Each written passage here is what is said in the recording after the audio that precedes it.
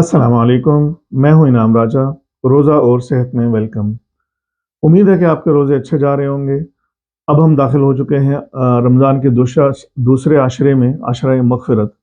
इन 10 दिनों में हम ये कोशिश करें कि खूब इस्तिग़फ़ार करें और अल्लाह अल्लाह से अपने तमाम गुनाहों की, चाहे जो छुप के किए हों, अनजाने में किए हों, जानबूझ कर किए हों, उन सब की माफ़ी माँगें और इस आशरा मग़फ़िरत में अपनी मग़फ़िरत अल्लाह पाक से करवा लें। तो बात होगी फ़ायदा नंबर 11, रोज़ा रखने के जिस्मानी फ़वाइद पर बात हो रही है, तो आज हम बात करेंगे रोज़ा रखने का 11वां फ़ायदा क्या है।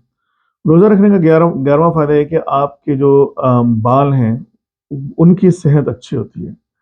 अच्छा, यहाँ एक बात मैं क्लियर कर दूँ कि हम रोज़े के जितने भी फ़ायदे देख रहे हैं, वो रोज़ा सिर्फ़ नाम का रोज़ा नहीं होना चाहिए सेहत के लिहाज से। वो रोज़ा ऐसा होना चाहिए कि जिसमें उसका मकसद भी शामिल हो। रोज़ा रखने का जो असल मकसद था रूहानी पाकीज़गी के अलावा, वो ये था कि हम कम खाएँ और अब अगर सहाबा-ए-किराम और हमारे नबी अलैहिस्सलाम की ज़िंदगी का मुताला करें, तो आप देखेंगे वो कई दफ़ा सिर्फ़ खजूरों पर सहरी और खजूरों पर इफ्तारी कर रहे थे। चलो हम इतना कम तो ना खाएँ, लेकिन कम से कम आम दिनों से कम खाएँ और सेहतमंद खाएँ। तो जो जितने भी फ़ायदे यहाँ इस सीरीज़ में डिस्कस हो रहे हैं, 30 रोज़े 30 फ़ायदे, सबसे अहम शर्त ये है कि सहरी और इफ्तारी में आप कम खाएँगे और दूसरी बात ये है कि सेहतमंद खाएँगे, बाहर से कम खरीद के खाएँगे। और तीसरी बात ये कि शुगर और तली हुई चीज़ों से परहेज़ करेंगे या बहुत कम मिक़दार में खाएँगे। और आखिरी बात ये कि आप मुस्बत स्टेट में रहेंगे, मुस्बत सोच में रहेंगे क्योंकि उसका भी उससे स्ट्रेस लेवल कम होता है और आपकी सेहत बेहतर होती है। तो अगर आप इन सब चीज़ों को मद्देनज़र रखते हुए रमज़ान के 30 रोज़े रखेंगे तो 100% आपको फ़वाइद हासिल होंगे। तो जो आज हम बात कर रहे हैं फ़ायदा नंबर 11, जिससे सेहत जो है, बालों की सेहत अच्छी होती है, वो क्यों अच्छी होती है? होता ये है कि जब आप फास्टिंग स्टेट में चले जाते हैं, सुबह आपने कम खाया होता है, पानी खूब पिएँ सहरी में और इफ्तारी में। लेकिन खाना जब आपने कम खाया होता है, तो 5, 6, 7 घंटे बाद वो हज़म हो जाता है, उसके बाद जो है वो आपकी इंसुलिन लो हो जाती है। जब इंसुलिन लो होती है तो फिर तमाम जो है जिस्म में फ़ायदेमंद काम होना शुरू हो जाते हैं। आपकी जो है बॉडी फैट यूज़ होना शुरू हो जाती है।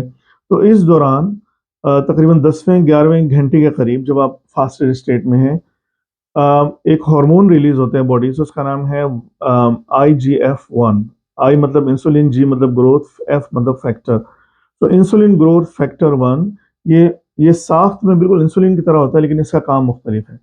तो आईजीएफ जब रिलीज़ होता है ब्लड में, तो वो बालों की सेहत के हवाले से बहुत सारे काम करते हैं। हमारे बाल जो हैं जिन मसामों से निकल रहे हैं, वो मसामों की सेहत पे डिपेंड करता है कि बाल कैसे निकलेंगे, कमज़ोर निकलेंगे, सेहतमंद या निकलेंगे भी या नहीं निकलेंगे। तो ये IGF-1 जो है, वो हमारे ब्लड में शामिल होकर इन मसामों तक पहुँचते हैं और इन मसामों पे जाके उसकी सेहत के हवाले से काम करता है, उसको रेगुलेट करता है और हमारे बाल घने निकलते हैं और सेहतमंद निकलते हैं। दूसरी बात ये कि आईजीएफ जो है, वो ग्रोथ हार्मोन के साथ मिलकर वैसे ही रिपेयर का काम करता है और जहाँ-जहाँ ग्रोथ की ज़रूरत है, तो वहाँ ग्रोथ की बेहतरी आती है। तो ज़ाहिर है बाल जिस जिल्द से निकल रहे हैं, उस जिल्द का बेहतर होना, वहाँ खून का पहुँचना और खून के ज़रिए ग़िज़ाइयत का पहुँचना लाज़मी है। तो रोज़े की हालत में खून का दौरानिया वैसे बढ़ जाता है और ये IGF-1 और ग्रोथ हार्मोन मिलकर यहाँ की जो स्किन है सर के ऊपर की, उसको सेहतमंद बनाते हैं, जिसकी वजह से ओवरऑल आपके बालों में जो है वो बाल सेहतमंद निकलते हैं और घने निकलते हैं। इसके अलावा जब हम रोज़ा रखते हैं तो हमारे जितने भी हार्मोन हैं जिसमें इंसुलिन भी शामिल है और कॉर्टिज़ोल भी शामिल है, ये सब हार्मोन में तवाज़ुन आ जाता है। और कॉर्टिज़ोल पिछली किस्तों में हम ज़िक्र कर चुके हैं कि कॉर्टिज़ोल जो है वो स्ट्रेस हार्मोन है, वो तब रिलीज़ होता है जब आप बहुत ज़्यादा स्ट्रेस होते हैं। वो आपके ब्लड में मौजूद तो होता है, लेकिन ज़्यादा मिकदार में तब आता है जब आप स्ट्रेस्ड होते हैं। और जब वो हाई हो जाए तो जो है हमारे बाल या तो कमज़ोर होना शुरू हो जाते हैं या गिरने ज़्यादा शुरू हो जाते हैं या वाइट ज़्यादा शुरू।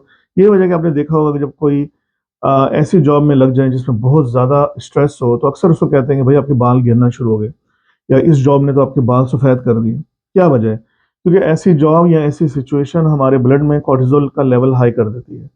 जब कॉर्टिज़ोल का लेवल हाई करते हैं तो इस हार्मोन का मकसद ये है कि बाकी जितने भी फंक्शन हो रहे हैं, जिस तरह बालों की केयर जो बहुत ज़्यादा अहम नहीं है, उनको स्लो डाउन कर दो और जो स्ट्रेसफुल सिचुएशन से डील करने वाले जो फंक्शन हो रहे हैं, उनको अच्छा कर दो। लेकिन जिस तरह दिल की धड़कन बढ़ा देना, साँस बढ़ा देना, क्योंकि ये कॉर्टिज़ोल लेवल का ये काम है।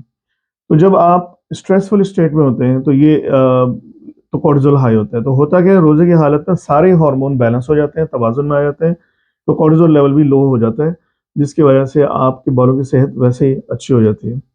تو ایک اور آخری جو ہے وجہ آپ کے بال اچھے ہونے کی وہ ہے ڈیٹاکسیفیکیشن. آپ کے بال جو ہیں اگر صحت مند نہیں ہیں, عموماً کہا جاتا ہے کہ بال جو ہے آپ کی صحت کی جو ہے وہ انڈیکیٹرز ہیں. یعنی اگر آپ نے یہ دیکھنا ہے کہ کوئی صحت مند ہے اندر سے, تو اس کی جلد اور اس کے بال دیکھ لیں. اگر اس کے بال بالکل صحت مند ہے اور اس کی جلد بالکل صاف شفاف ہے, تو اس کا مطلب یہ کہ اندر ٹاکسنس کم ہیں. ان جنرل وہ اندر سے صحت اچھی ہے, ٹاکسنس کم ہے, اور اس کا جو عکس آپ کو نظر آئے گا وہ جلد پر اور بالوں پر نظر آئے گا. تو روزہ تو آپ کو جو پہلا فائدہ بتایا تھا وہی یہ تھا کہ ڈیٹاکسیفیکیشن ہوتی ہے, آپ کی باڈی سے زہریلے مادوں کا اخراج ہوتا ہے.